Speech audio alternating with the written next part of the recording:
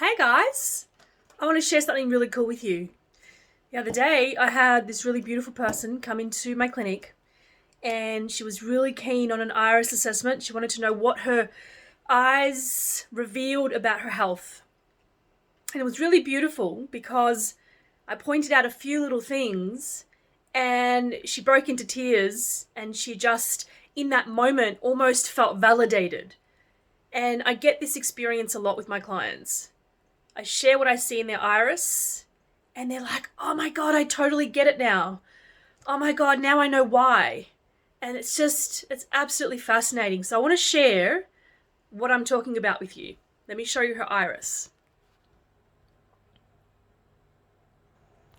Okay, so how beautiful is this iris, right? I'm just going to show you one of her eyes because the sign is in both eyes, but it's a little bit more obvious here.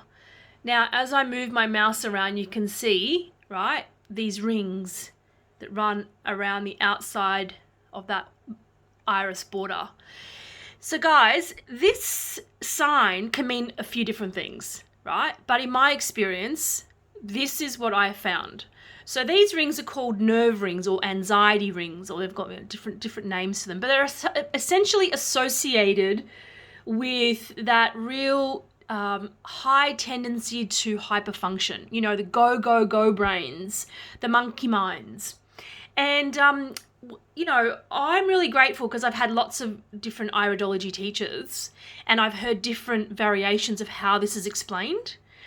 And I really love the way Tony explains it. And I read something that she wrote online recently about how this is not necessarily a bad sign. It just tells us another level of information about the person's personality and characteristics. And it's so true because I've been really observant over the years and I've been watching the people that come into the clinic and have this sign and how they show up in life. So people usually, so this is not always the case, but usually people who have this sign, especially as obvious as it is here, are at an increased risk of experiencing anxiety. But we have to understand why that is. They do have the monkey mind.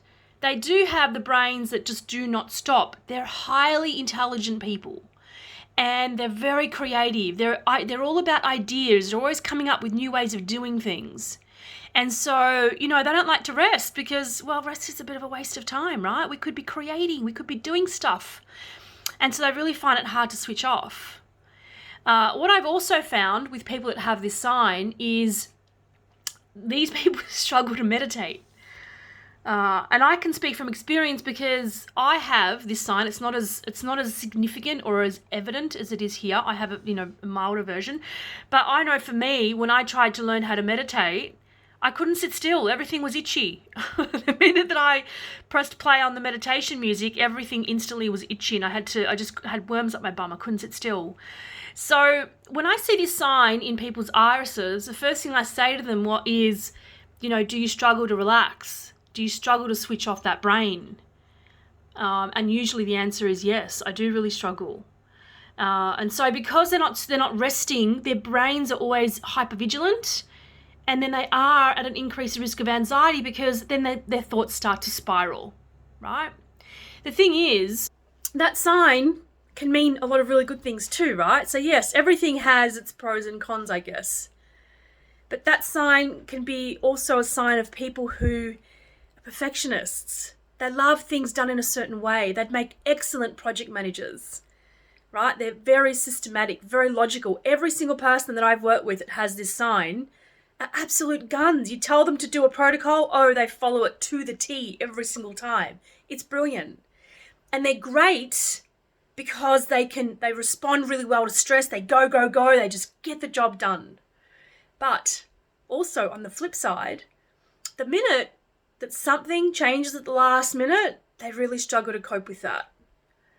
So, and I see it a lot, right? I say to them, okay, so what happens if you have this party organized and everything's perfectly organized, and then at the 11th hour, the caterer says that they can't make it, or they've had a car accident or something, and now you've got no food for the event. How would you respond to that? And usually total meltdown. So these people tend to go from 0 to 100 quicker than people without this sign. So, well, you know, when you take people through their iris signs and you say, hey, you know, people with this sign are, you know, more likely to behave this way, does that resonate? And you have people go, oh my God, yes. How did you know? That's me. My whole life, that's me. And they get almost like they feel validated. For the first time, they can go, now I know why. You know, these are inherited personal characteristics, right? And they almost feel validated. They feel like, now I have a reason why. And I can almost watch them move into a state of acceptance. And this is what happened with me, right? Because I do hyperfunction. I don't rest often. I don't feel like I need a lot of rest. I'm always on the go. I do have the monkey mind. You know, I am a high achiever. I have very high standards. I am a perfectionist. And I'm cool, calm, collected while everything is working beautifully. But the minute that something goes wrong at the 11th hour, yeah, I can fall apart. So I know that about myself now.